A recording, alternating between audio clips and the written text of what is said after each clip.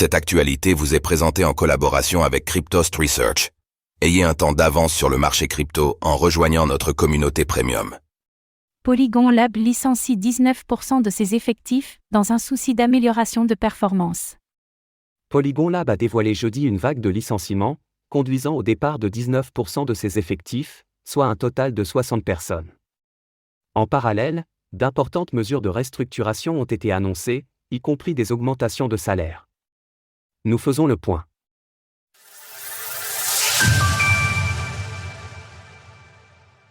Polygon Lab annonce une vague de licenciements.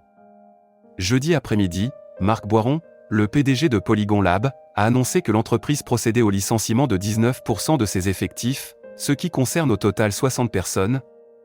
Si bon nombre d'acteurs de l'écosystème du Web3 ont pu procéder à des licenciements pour des raisons budgétaires ces 2 dernières années, l'intéressé explique que ce n'est pas le cas ici. Redimensionner dans un souci d'amélioration de performance, plutôt que pour des raisons financières, peut sembler peu conventionnel. La réalité est que la réalisation de notre mission exige souvent des décisions difficiles, et même si cela est difficile, les fondateurs et moi-même sommes d'accord sur le fait que nous devons avancer d'une manière réfléchie qui nous donne la plus grande chance de l'exécuter avec succès. En parallèle de ces départs, une importante restructuration a également été annoncée dans un long message sur le blog de Polygon Lab. Une importante restructuration. Tandis que la division de Polygon Venture a été séparée de Polygon Lab fin 2023 pour devenir une entité distincte de 10 personnes, ce sera aussi le cas de Polygon ID dans les mois à venir. Cela concerne ainsi une équipe de 33 personnes développant des outils d'identité décentralisés.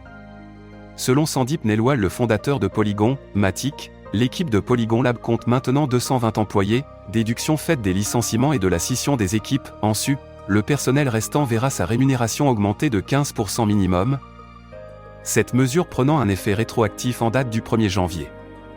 Les nouveaux recevront également une augmentation de 5% et par ailleurs, les barèmes basés sur la zone géographique sont abandonnés.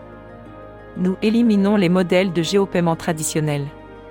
Cette démarche vise à reconnaître la valeur individuelle quel que soit le lieu, renforçant ainsi notre capacité à attirer les meilleurs talents à l'échelle mondiale.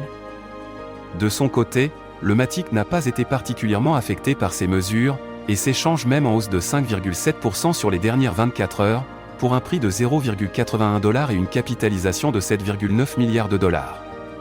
Retrouvez toutes les actualités crypto sur le site cryptost.fr.